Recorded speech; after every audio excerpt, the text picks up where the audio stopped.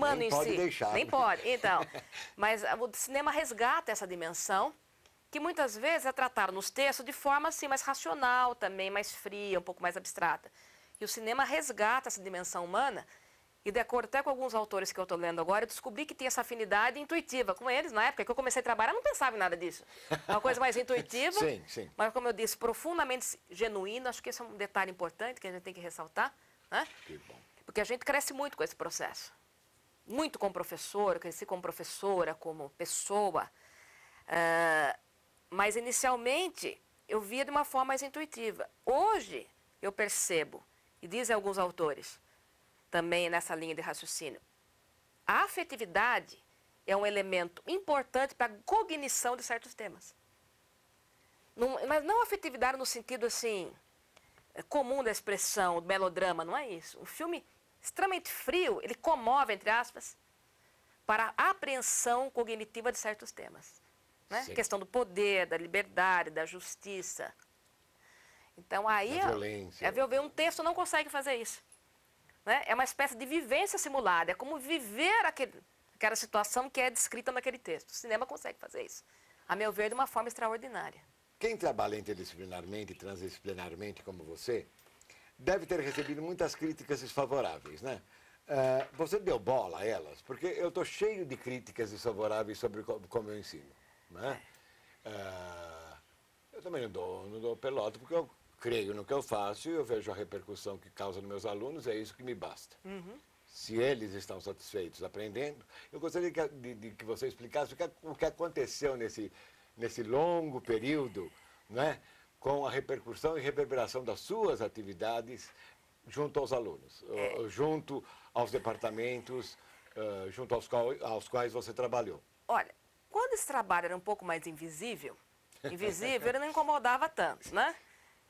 Porque até essa associação com filmes é algo que muita gente até localiza como sendo uma coisa de colégio apenas, né? Tem essa crítica. É coisa de colégio, o colégio é que mostra. Agora os alunos estão numa faculdade, né? E sendo que a perspectiva pedagógica é outra. Você pode perfeitamente trabalhar com material fílmico no colégio. E o mesmo filme focando um outro Exatamente, assunto, exatamente. um outro Até ponto porque, teórico, como etc. eu coloquei, é sempre uma linguagem teórica básica que a gente usa como patamar comum. Eu não parto só do material fílmico, né? É claro. Mas os alunos que viram no colégio, eventualmente já aconteceu de eu exibir alguma coisa em sala, que eles já têm, mas a perspectiva é outra, porque é óbvio que é uma outra releitura. Mas quando era um trabalho mais invisível, não incomodava tanto. Quando eu comecei a publicar alguma coisa na internet, primeiro eu criei um site, e quando eu finalmente formalizei algumas matérias na Universidade de São Paulo, no pós-graduação, o que aqui na PUC eu não consegui ainda esse espaço, não tentei, confesso que eu não me Mas vai esforcei conseguir. muito. Vamos ver, espero. É impossível não conseguir, é muito bom. É que lá na USP, por incrível que pareça, como não há essa disputa por contrato, nosso salário é fixo, Sim.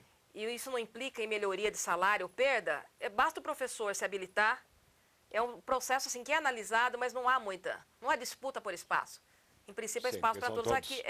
Aqui eu confesso, eu não cheguei ainda, eu preciso. Mas deve. Não, Deve, meu ideal é esse. Porque eu fiquei apaixonado pela aula que você deu, entende? Então eu gostaria de assistir todas. Então, professor, e na verdade é uma coisa que eu criei aqui na PUC, né? Maravilha. Porque apesar de ter feito a graduação na Universidade de São Paulo, eu fiz um mestrado e doutorado aqui, e eu comecei a dar aula aqui. Quer dizer, como professora, eu me formei pela PUC. Eu acho justo que a PUC também tenha esse retorno. Sim, claro. Da minha parte, né? Claro. Tanto que nas minhas aulas de graduação, a primeira coisa que eu falo para os alunos é: eu sou uma professora formada pela PUC. Eu aprendi a dar aula aqui dentro. Né? Sim. Porque nós temos um ambiente disciplinar maravilhoso aqui. Claro. Embora às vezes haja às vezes, dificuldade de espaço, né? Crise financeira, mas a interdisciplinaridade que é maravilhosa. E sempre me inspirou muito. Eu sempre olhava essas discussões com filmes e falava: um dia eu vou estar aí, né? Um dia eu vou estar aí. Mas só me falava dos colegas. É óbvio que incomodou, mas é um trabalho assim que eu percebo que é meio velado, né? Nada é dito muito expressamente. O fato é que eu já sofri uma certa pressão meio simulada para mudar de área, mas é uma coisa muito indireta. Ao invés de falar mal do trabalho, alguns colegas sugerem: por que você não vai fazer outra coisa? Por que você não vai fazer isso, aquilo?